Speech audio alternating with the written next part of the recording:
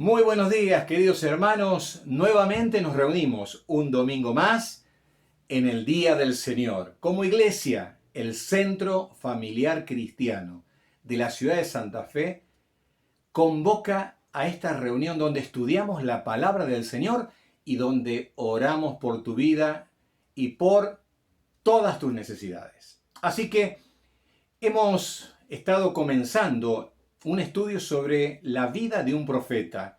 Este profeta se llama Eliseo y tiene muchísimas lecciones para que podamos aplicar en nuestra vida. Hoy vamos a ver los primeros pasos de su ministerio. Así que va a ser importante el comienzo y el buen comienzo de su ministerio profético. Así que te invito a que podamos leer juntos la palabra del Señor. ¿Me acompañás? Vamos a leer en el segundo libro de Reyes, capítulo número 2, verso 12 al 22. Dice así la palabra del Señor. Viéndolo, Eliseo clamaba: Padre mío, carro de Israel y su gente de a caballo.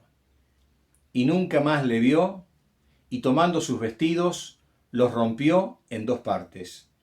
Alzó luego el manto de Elías que se le había caído, y volvió y se paró a la orilla del Jordán. Y tomando el manto de Elías que se le había caído, golpeó las aguas y dijo: ¿Dónde está Jehová, el Dios de Elías? Y así que hubo golpeado del mismo modo las aguas, se apartaron a uno y a otro lado, y pasó Eliseo. Y viéndole los hijos de los profetas que estaban en Jericó al otro lado, dijeron: el espíritu de Elías reposó sobre Eliseo, y vinieron a recibirle, y se postraron delante de él, y dijeron: he aquí, hay con tus siervos 50 varones fuertes. Vayan ahora y busquen a tu señor. Quizá lo ha levantado el espíritu de Jehová y lo ha echado en algún monte, en algún valle. Y él les dijo: no enviéis. Mas ellos le importunaron hasta que, avergonzándose, dijo: enviad. Entonces ellos enviaron 50 hombres, los cuales lo buscaron 3 días, mas no lo hallaron. Y cuando volvieron a Eliseo, que se había quedado en Jericó, él les dijo: ¿no os dije que yo que no fueseis? Y los hombres de la ciudad dijeron a Eliseo: he aquí, el lugar en donde está colocada esta ciudad es bueno, como mi señor ve, mas las aguas son malas y la tierra es estéril. Entonces él dijo: traedme una vasija nueva y poned en ella sal. Y se la trajeron. Y saliendo él a los manantiales de las aguas, echó dentro la sal y dijo: así ha dicho Jehová, yo sané estas aguas, y no habrá más en ellas muerte ni enfermedad. Y fueron sanas las aguas hasta hoy, conforme a la palabra que habló Eliseo. Que Dios bendiga su palabra a cada una de nuestras vidas. Vamos a tener una breve oración al Señor. Oramos. Señor, te damos gracias por tu palabra. Pedimos ahora que tú te manifiestes en nuestra conversación, en nuestra charla, al explicar tu palabra. Abre nuestro entendimiento, glorifícate obrando en cada uno de nuestros corazones y haz fructificar tu palabra. En el nombre del Señor Jesús. Amén. Bueno, muy bien. Hay muchos detalles pintorescos en esta historia que estamos viendo paso a paso. Hemos visto que este día fue un día muy importante. Para Elías, el día en que él, el segundo hombre en la historia de la Biblia que va al cielo sin ver la muerte. ¿Se acuerdan? El primero fue Enoc, lo tenemos registrado en Génesis. Y el Señor lo lleva al cielo, y cuando Eliseo ve que él se va en un carruaje de fuego, no un fuego literal que podría quemar a Elías, sino esto habla de la gloria y la luminosidad de esos caballos y de ese carro. Y frente a esta realidad, Eliseo dice, Padre mío, porque él estaba reconociendo en su mentor, su líder espiritual, un padre, alguien que lo había guiado espiritualmente y le había enseñado muchísimas cosas para que a partir de ahora él sea su sucesor. Y dice también el texto bíblico, carros de Israel y su gente de a caballo.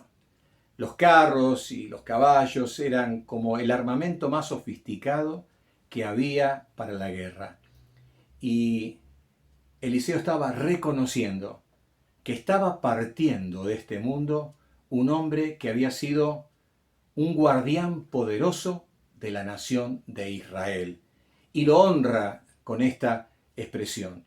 Cuando es llevado al cielo, Elías cae su manto, símbolo de su investidura profética. Y entonces dice que Eliseo toma el manto y lo apropia, como diciendo, ahora yo, tomando esto que era de Elías, mi mentor, mi padre espiritual, tomo posesión del lugar que él deja para sucederle en el ministerio profético ante la nación y también ante la escuela de profetas o los hijos de los profetas. Así que empieza acá su ministerio y en esta mañana me gustaría que podamos ver el comienzo, los primeros pasos de Eliseo en el ministerio profético y ver que tenemos algunas cosas importantes de parte del Señor para nuestras vidas. Fíjense ustedes, tenemos aquí el último, en este capítulo, ¿no? El último milagro de Elías y el primer milagro de Eliseo. Los dos, con un manto, golpearon el agua y las aguas del río Jordán se abrieron. Tenían de espectadores a 50 hijos de los profetas, 50 estudiantes de la Biblia, podríamos decir así, que estaban observando la forma en que Elías cruzaba con él y luego la forma en que lo hacía Eliseo. Y me gustaría en esta mañana que podamos ver los 3 encuentros que encontramos aquí en este capítulo que tuvo Eliseo. 3 encuentros que se desarrollaron en 3 días. 3 días iniciales que muestran estos 3 encuentros que tienen una lección para nuestra vida. En primer lugar, Eliseo tuvo un encuentro con Dios. Esto fue al principio cuando él está del lado oriental y tiene que pasar al lado occidental donde estaban los 50 profetas. Y entonces él invoca al Señor. Invoca al Señor. Fíjense lo que nos dice la palabra del Señor cuando él invoca al Señor y él dice en el verso número 14, y tomando el manto de Elías que se le había caído, golpeó las aguas y dijo, ¿dónde está Jehová, el Dios de Elías? Noten esto. Él no está preguntando dónde está Elías para que abra nuevamente el río Jordán. Él está diciendo, ¿dónde está el Dios de Elías? Porque Elías ya no estaba, Elías se había ido. Lo que quedaba era el Dios de Elías. Y esto es una lección muy importante. Ha habido muchísimas personas que han caminado con Dios y son para nosotros una inspiración. Dios dejó esas personas para que nos motiven y nos hagan ver que es posible vivir una vida cristiana fructífera. Ahora, las personas, como llegan, también se van. Pero siempre tenemos que saber que el Dios de esas personas se queda y pasa a ser nuestro Dios personal. Eliseo no podía vivir con la fe de Elías. Eliseo necesitaba tener su propia experiencia de fe. Dios tenía que ser un Dios personal Y justamente aquí, al comenzar su ministerio, él tenía que palpar personalmente que las vivencias que su maestro había tenido con el Señor podían ser sus propias vivencias. Él podía comenzar a usar sus primeras armas espirituales. Él podía comenzar a usar lo que dijimos el domingo pasado, su herencia espiritual, la doble porción del Espíritu. ¿Se acuerdan que él había solicitado? Este era el momento. Hermanos queridos, nosotros muchas veces, y especialmente en las primeras etapas de nuestra vida, vivimos a la sombra de otras personas.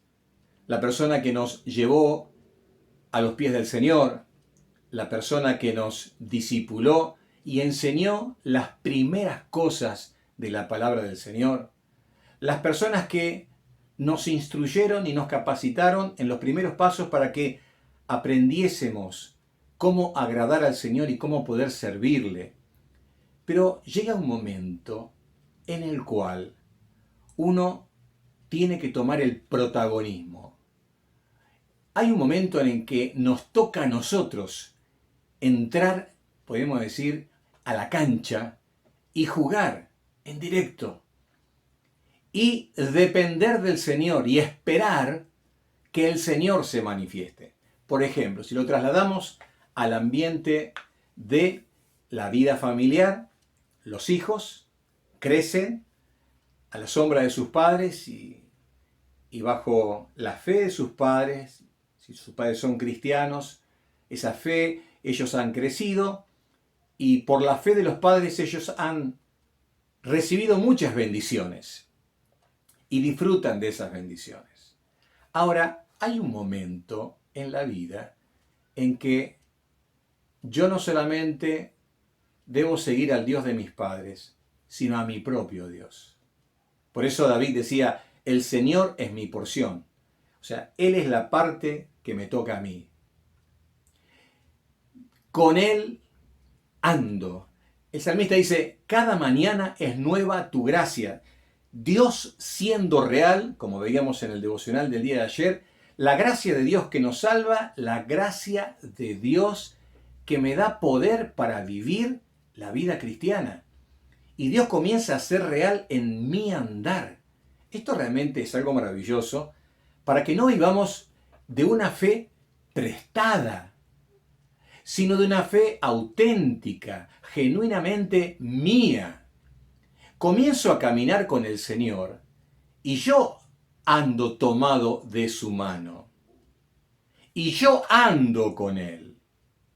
Y ando aunque los demás no anden, porque ya hay una decisión personal. Es muy importante esto. Yo no tengo que estar en la iglesia porque me hablan por teléfono, porque me mandan un mensajecito, porque me vienen a visitar. Está bien para el principio. Pero hay un momento, hermanos, en que tenemos que tener una fe autónoma. No dependemos de nuestros líderes espirituales, no dependemos del pastor y no dependemos, en el caso de los hijos, de la fe de los padres, porque a veces hasta puede pasar que la fe de un papá haya decaído. El hijo puede ser el instrumento para mover los cimientos de su papá o de su mamá y decir, tenemos que orar, tenemos que volver al Señor. Yo recuerdo el caso de un niño que tenía en la escuela dominical. Yo en ese tiempo estaba en la milicia, tenía 18 años, y toda la familia que había conocido al Señor se había apartado. Uno de sus hijos venía a la iglesia y venía a la clase de la escuela dominical que yo dirigía. Y un día le propuse ir a la casa para charlar con los papás. Y bueno, el Señor usó la vida de este muchacho para que el papá, la mamá y sus otros hermanos volvieran pronto al Señor. Y este caso fue que Dios usó la vida de un niño que tenía 8 o 9 años, que fue el instrumento que Dios usó para ubicar nuevamente a sus papás. Esta historia me hace recordar otra historia de la Biblia muy similar. ¿Se acuerdan del caso de Josué? Josué estuvo 40 años como un discípulo del profeta Moisés. Y cuando el profeta Moisés tiene que ser llevado al cielo, a la presencia del Señor, y Dios dice que lo sepulta, nadie supo dónde Dios lo sepultó, no entró a la tierra prometida, aunque él lo deseó. Dios le dijo que se iba a quedar del otro lado, y del otro lado se quedó. Y lo sucedió Josué. Si leímos el capítulo número 1 de Josué, Dios le dice: como estuve con Moisés, también estaré contigo. Es una promesa similar a la que recibió Eliseo. Fíjense, un profeta como Moisés, que estuvo 40 años liderando de una forma magistral a una nación de muchísima gente, ahora su discípulo tenía que tomar el lugar en su ausencia. Y Dios le dice, ese versículo tan conocido que tenemos en el verso número 9 del capítulo 1, mira que te mando que te esfuerces y seas valiente, no temas ni desmayes, porque yo estaré contigo donde quiera que tú vayas. Y le da como esas tres promesas importantes para todo aquel que decide iniciar, para todo aquel que decide dar el paso de voy a confiar en el Señor, voy a avanzar con mi fe autónoma en el Señor. Mira que te mando que te esfuerces. Evidentemente, para iniciar una etapa de protagonismo se necesita esfuerzo. Es muy importante el esfuerzo. La Biblia nos dice que tenemos que actuar con diligencia, con responsabilidad, con esfuerzo de nuestra parte. Pero también le dice que sea valiente. ¿Por qué? Porque uno tendrá que enfrentar distintas situaciones, algunas situaciones muy complejas, y se necesita el valor, pero el valor no basta, porque uno puede tener valor sin Dios. Pero le dice, no temas, porque yo estaré contigo. Es lo mismo que si le dijera, tenés que tener fe, porque yo te acompaño. Esfuerzo, valentía, y le dice que tiene que tener fe. Y la fe en Dios, que se basa en la promesa que Dios hace de que le va a acompañar. Hermanos queridos, no vivamos de una fe prestada. Tengamos una fe autónoma en el Señor. Dependamos del Señor. Vivamos en comunidad, unamos nuestra fe, pero nuestra fe debe ser nuestra, puesta en el Señor. Y a modo de ilustración, quisiera contarles una experiencia. Cuando nosotros comenzamos nuestro ministerio misionero, era nuestra primera experiencia como tal, y nos encontramos al comienzo con un montón de situaciones complejas y difíciles. Recuerdo que después que hicimos una campaña de 10 días en un club en la ciudad de Recreo, dijimos, bueno, ¿qué podemos hacer ahora para evangelizar en forma sectorizada la ciudad? Y entonces el Señor puso en mi corazón que podíamos hacer una evangelización de forma rotativa, por sectores, y le pusimos por nombre Operativo Jericó, haciendo mención a la toma de la ciudad de Jericó cuando el pueblo de Israel daba vueltas alrededor. Y hicimos la primera fase de evangelización al lado de la casa de una familia de la iglesia. Siempre buscábamos que haya alguna familia cerca porque había que cuidar la carpa y los elementos que quedaban guardados, ¿no es cierto? Y la idea era hacerlo en un año, así que teníamos varias paradas, por decirlo de alguna forma. En la fase número 2 nos colocamos enfrente de otra familia de la iglesia. Bueno, la intención era colocarnos enfrente, pero había un lote, nosotros siempre procedíamos en pedir los permisos correspondientes, y cuando queremos pedir el permiso no se conocía el propietario. Entonces fuimos a hablar con la inmobiliaria que había en la ciudad y nos dijeron, miren, el dueño está en Buenos Aires.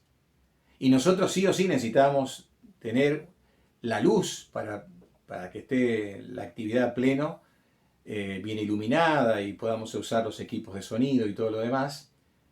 Entonces necesitamos que se baje un tablero de la Dirección Provincial de la Energía para que lo podamos usar y tomar corriente. Un tablero de obra que se llama.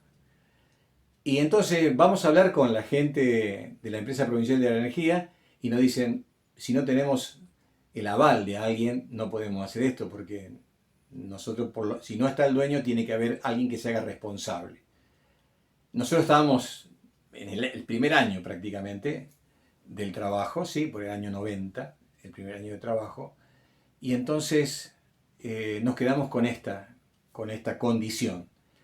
Y me puse a orar, nos pusimos a orar, y dije, bueno, ¿qué podría hacer? Podría buscar el aval del comisario, que tampoco nos conocía, porque, como decimos, estábamos recién haciendo las tareas primarias, misioneras. Entonces ese día, bueno, me cambié bien, hasta me puse una corbata y me fui a la comisaría.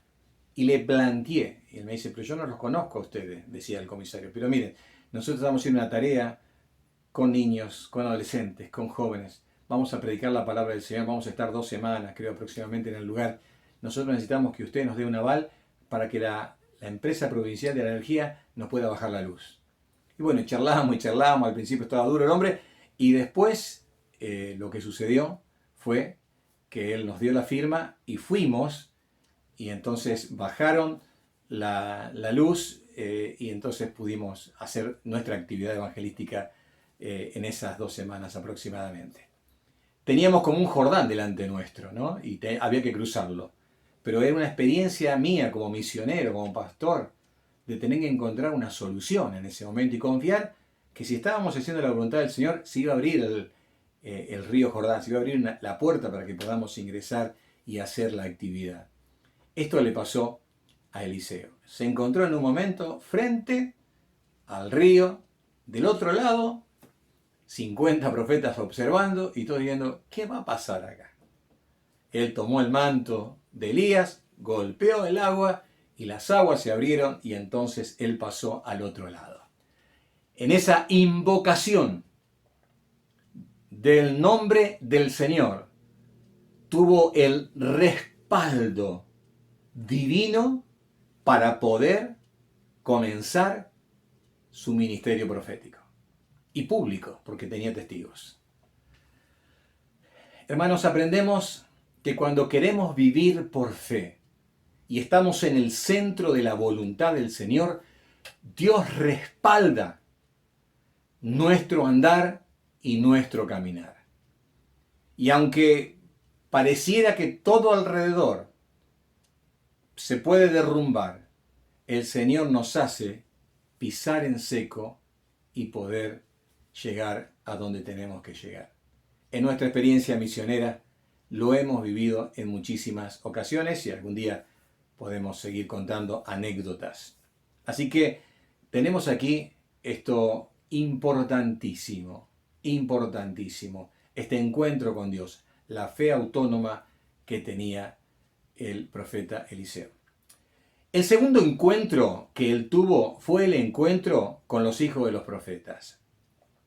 Cuando los hijos de los profetas lo ven pasar al otro lado y dicen, realmente sobre Eliseo reposa el espíritu de Elías. Es decir, él tiene el mismo poder espiritual porque hizo el mismo milagro que hizo su mentor. Entonces dice que se postraron, no para adorarlo, porque eso sería una herejía espiritual y menos de estos estudiantes de profecía, de profetas, ¿no? O sea, lo que estaban haciendo es una especie de un postramiento de respeto y de reconocimiento a su investidura como sucesor de Elías. Entonces, después que hacen esto, ellos le vienen con esta propuesta y le dicen, tal vez el Señor Jehová lo ha dejado por algún lugar a Elías. Nosotros tenemos 50 hombres fuertes aquí de Jericó que lo pueden salir a buscar. Y entonces Eliseo le dice, no vayan, porque él vio que Elías se había ido al cielo. Y dice que esta gente empezó a importunar. Tal vez porque pensaron que Elías se había ido en espíritu y el cuerpo había quedado por algún lugar. O porque pensaron de que se fue en forma provisoria. Porque algunos suponen, tal vez, que ellos no vieron cuando vino el carro de fuego y se lo llevó al cielo. Como que esta visión fue únicamente de Eliseo. Entonces es como una especie de que ante la duda de que esté todavía Elías, lo querían buscar. Una forma también de poner en tela de juicio el ministerio de sustitución que iba a tener Eliseo de aquí en más, de reemplazo de Elías. Y entonces lo importunaban, dice, no, vamos a mandar. Y él dijo, bueno, envíen. Y estuvieron 3 días. Y luego de los 3 días vinieron estas 50 personas que tuvieron que ir al otro lado del Jordán, que tuvieron que cruzar nadando o de alguna otra forma, no sé, con una canoa, pero tuvieron que ir y buscar y no encontraron nada y volvieron. Y entonces él les dice, ¿no les dije yo que no vayan? ¿Que él se había ido al cielo? Hermanos, acá tenemos la segunda lección. Tenemos a un grupo de estudiantes de profeta, tal vez muy teóricos, muy preparados intelectualmente, habiendo visto tal vez muchas cosas que hicieron profetas como Elías, pero muy teóricos y poco prácticos, con una fe subdesarrollada. Si Eliseo era el profeta sucesor de Elías, la palabra de Dios salía de su boca. Dios hablaba a través de él. Y cuando él decía, se fue al cielo, no lo busquen, era ni más ni menos que palabra de Dios. Y varias veces lo repite y ellos varias veces insisten, no, hay que buscarlo. Y entonces dice, bueno, quieren hacerlo, háganlo. Y después se frustran porque no se consiguió lo que ellos esperaban. ¿De qué nos habla esto? Muchas veces Dios nos habla. Y nosotros es como que estamos un poco descreídos de que sea de esa forma. Y nos habla de vuelta. Digamos descreído porque no obedecemos. Porque si nosotros obedeciéramos enseguida, está todo bien. Como dijo un siervo del Señor en Alemania, yo trato que Dios me diga las cosas una sola vez y la hago inmediatamente. Esa es una situación ideal. Por eso dice la Biblia, si escuchas su voz, no endurezcas tu corazón. Hay que obedecer. Como decía Watchman Nee, la obediencia no se razona, o sea, se cumple, se acata. Pero ellos es como que hay que decirle las cosas una vez, 2 veces, 3 veces. Es más, bueno, prueben a ver si les va bien. ¿Cuántas veces Dios tiene que decirnos que tenemos que hacer algo? ¿Cuántas veces sucede? ¿Cuántas veces sucede que nos dice algo que tenemos que dejar y no lo dejamos? Y una vez y otra vez y una vez y otra vez. Ahora, ¿por qué no obedecer en primera instancia? ¿Por qué no hacerlo? Hay muchos ejemplos en la Biblia, especialmente los preexílicos, es decir, antes de que Israel fuera al exilio y fueran invadidos por Babilonia. Dios le mandó muchos profetas, muchos, entre los cuales Jeremías. Y Dios dice, le mandé muchos profetas, pero ustedes no escucharon. Es más, Jeremías les dice que va a venir calamidad, pero que estaban a tiempo de arrepentirse. Muchos comenzaron a pensar, entre los cuales estaban sacerdotes y profetas, en matarlo, porque él decía que Jerusalén iba a ser destruida. Dios les envió mensajeros para que ellos reaccionaran. ¿Cuántas veces Dios de una forma o de otra nos habla con el devocional, con la prédica, con un hermano, con la lectura, con circunstancias? Y a veces el corazón es como que se endurece, se insensibiliza. Y uno no tiene esa disposición de ser receptivo a la palabra del Señor. ¿Se acuerdan la lección que vimos el miércoles pasado? Todo está ensamblado, hermanos. Aquellos que entienden la palabra, reciben la palabra y guardan la palabra en obediencia, son los que fructifican. Pero yo no puedo resistir la palabra, no debería resistir la palabra del Señor, porque la palabra de Dios no es para que Dios se sienta contento, es para que a mí me vaya bien. Los mandamientos son para nosotros, no es para que Dios esté satisfecho en que somos obedientes, no, es porque eso es lo que necesitamos para ser felices. Ahora, ellos están como diciendo, no, no, no, y entonces le dice el profeta, bueno, háganlo. Muchas veces tal vez el Señor dice, bueno, ¿quieren hacerlo? ¿Vos pensás que te va a ir bien de esta forma? ¿Vos querés pensar que te va a ir bien? ¿Y querés ir en contra de mi voluntad? ¿Pensás que te va a ir bien lejos mío? Si el Señor dice, no améis al mundo ni las cosas que están en el mundo, y yo amo al mundo, no me va a ir bien. Si la Biblia dice, la amistad con el mundo es enemistad contra Dios, Santiago capítulo 4, es así. Unirse en yugo desigual, un cristiano con una persona no cristiana, es firmar el fracaso de una relación. Abandonar la obediencia a los mandatos del Señor y dejar de perseverar en Él, también es firmar nuestro fracaso. Muchas veces el Señor, después de decirnos tantas veces las cosas, es que dice, bueno, está bien, ¿querés hacerlo? Y entonces venimos como heridos de combate después, destrozados y lastimados.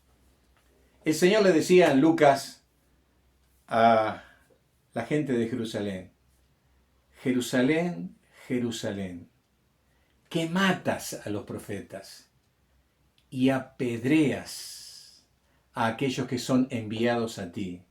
¿Cuántas veces quise juntar a tus hijos, como la gallina junta a sus polluelos, y no quisiste? El Señor le diría, ¿cuántas veces quise darte esto, tenerte cerca, hacerte brindar mi calor, darte mi protección, darte mi provisión de todas las cosas, que te sientas en familia, que yo sea como tu padre, como dice el Salmo 91, que sea quien te cubra con mis alas?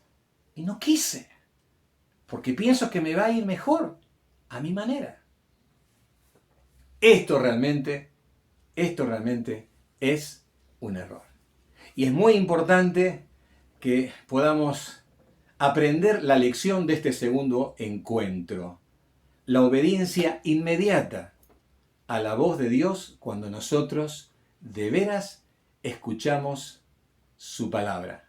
Eso es clave para nuestras vidas. Y el tercer encuentro que tuvo Eliseo, ¿se acuerdan? Entonces el primero fue con el Señor, cuando él invocó al Señor. El segundo fue con los hijos de los profetas. Y el tercero fue con los ciudadanos de Jericó. Jericó, que es la misma ciudad que fue conquistada por el pueblo de Israel cuando cruzó el Jordán, ¿se acuerdan? Esa ciudad que fue maldecida por Josué y que en la reconstrucción la maldición cayó sobre aquellos que la reconstruyeron. Una ciudad emplazada en la llanura del Jordán, con la posibilidad de tener la oportunidad de ser sembrada y cosechada en abundancia. Pero sucedía algo. La gente, mientras esperaban justamente de que vinieran los que buscaron a Elías, hablaron con Eliseo y le dijeron, mira, la tierra, como ves, está espectacular, esto es algo maravilloso, pero no tenemos cosechas, no hay fertilidad, hay enfermedad, hay muerte, se enferma la gente, está enferma la tierra. Esas aguas eran usadas como aguas de riego y era agua que ellos también tomaban, aguas de manantial, pero estaban contaminadas. Y cuando ellos regaban la tierra sembrada, se moría la cosecha. Por lo tanto, no tenían la posibilidad de usar esos recursos para autoabastecerse y también para comercializar. Y aquellos que tomaban también se enfermaban. Muchos piensan de que cuando se habla de esterilidad, se está hablando de la imposibilidad de tener hijos, se está hablando de abortos, es decir, que afectaba el crecimiento demográfico de los habitantes de Jericó. Entonces, aparentemente está todo bien, pero veneno mortal tenían los manantiales. Y entonces le presentan esto a él, el encuentro de Eliseo con una necesidad. Por eso decíamos que hay mucho paralelismo entre la vida de Eliseo y la vida del Señor Jesucristo, que mientras caminaba se iba encontrando con diferentes situaciones, iba dando respuestas. Él podía ir a la casa de Jairo para resucitar a su hija, pero en el camino podía ir sanando a una mujer que tenía una hemorragia. Y bueno, aquí lo vemos a Eliseo caminando y tratando de encontrar una solución. Y entonces él les va a decir que hay una solución. Y entonces él dice lo siguiente: tráiganme una vasija nueva y pongan en ella sal. Esa vasija nueva simbolizaba su ministerio. Él era un nuevo profeta, en ese día comenzaba. Y la sal que se usaba en los sacrificios, en las ofrendas a Dios, según como se menciona en el libro de Levítico, la sal es todo aquello que ayuda a evitar el avance de la corrupción. Se usaba para mantener los alimentos, no había heladera, ¿no? Y esta sal es como una especie de simbolismo de aquello que tiene poder purificador, sanitario, podemos decir así. ¿Ustedes se acuerdan lo que dice el Señor en San Juan capítulo 17, verso 17? Dice el Señor: santifícalos en tu verdad, tu palabra es verdad. Y así como la sal tenía un efecto, digamos, purificador, por decirlo de alguna forma, la palabra de Dios también, la verdad de Dios, tiene un efecto purificador cuando se aplica a nuestras vidas. Así que no podemos pensar que la sal era lo que iba a curar el agua contaminada, envenenada, sino que simbólicamente representaba la obra de Dios y de la palabra de Dios en medio de esa necesidad concreta, en boca de esa vasija, el profeta Eliseo.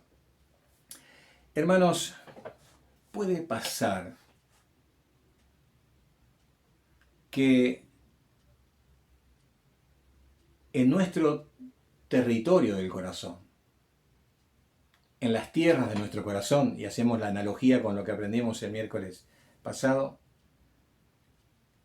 las aguas que riegan nuestra tierra están contaminadas. Como que hay algo que está impidiendo la productividad y la fructificación en nuestra vida. Se necesita que entre la sal, se necesita que entre la palabra de Dios y que obre en nuestra vida. Y la obediencia a la palabra del Señor va a hacer que lo malo quede neutralizado. Y la palabra de Dios recibida, como aprendimos el miércoles, esa palabra de Dios guardada, esa palabra de Dios que es obedecida con paciencia y perseverancia, es decir, en todo momento, aún en los momentos difíciles, va a permitir que podamos fructificar a 30 por 1, a 60 por 1 y a 100 por 1. Un grano de trigo dando 100 granos de trigo. Eso es lo que puede hacer el Señor y su palabra cuando es recibida en la vida. Evidentemente, aquí no es ni la sal, ni Eliseo el que hace la obra. Eliseo es un instrumento, la sal es un símbolo, pero bien lo dice entonces el verso número 21. Y saliendo él a los manantiales de las aguas, es decir, no delegó ese trabajo para que ellos vean que esto era tarea, una obra de Dios, echó dentro la sal y dijo: así ha dicho Jehová. No dijo él, así ha dicho Jehová: yo sané estas aguas y no habrá más en ella muerte ni enfermedad. ¿Quién hizo la obra? Dios. ¿Quién lo declara? En boca de Eliseo, la palabra de Dios. Fue promulgada esa palabra de sanidad para el agua, para la tierra y para las personas. Hermanos, la única persona que puede hacer que nuestra vida produzca, fructifique, que seamos fértiles, es el Señor. Y depende mucho del lugar que nosotros le demos al Señor en nuestra vida. De ser receptores de la palabra del Señor, dejando que obre en nuestras vidas. Viene a mi mente, y con esto concluyo, el encuentro del Señor con la mujer samaritana. Esta mujer va a buscar agua. Y el Señor le dice, dame de beber. Y el Señor le dice, cuando ella le dice, pero tú siendo judío hablas conmigo que yo soy samaritana, y le dice, si conocieras el don de Dios. ¿Y quién te dice dame de beber? Le pedirías y Él te daría agua viva. Dios puede darnos el agua viva, que puede fertilizar nuestra vida. Jesús también le dijo, el que bebe de esta agua volverá a tener sed, mas el que bebiere del agua que yo le daré, no tendrá sed jamás, sino que el agua que yo le daré será en él una fuente que salte para vida eterna. El agua de Dios es la que puede nutrir nuestras vidas y hacer que podamos de veras dar mucho fruto. Ser como un árbol plantado junto a corrientes de agua, las aguas del Señor y su palabra, para que podamos dar fruto a su tiempo, para que nuestras hojas no caigan y todo lo que hagamos, como dice el Salmo número 1, sea realmente en prosperidad. Queridos hermanos, es muy importante que en esta mañana podamos asirnos del consejo de la palabra del Señor y tengamos un encuentro con el Señor. Sepamos que es muy, pero muy importante en nuestra vida en creer y obedecer la palabra del Señor, y también es muy importante dejar que Él obre en nuestra vida para que nuestra vida de veras pueda fructificar. Vamos a orar al Señor. Señor, gracias por tu palabra, te pedimos que tú la bendigas y que haga un impacto en nuestra vida. Haznos fructificar. En el nombre del Señor Jesús.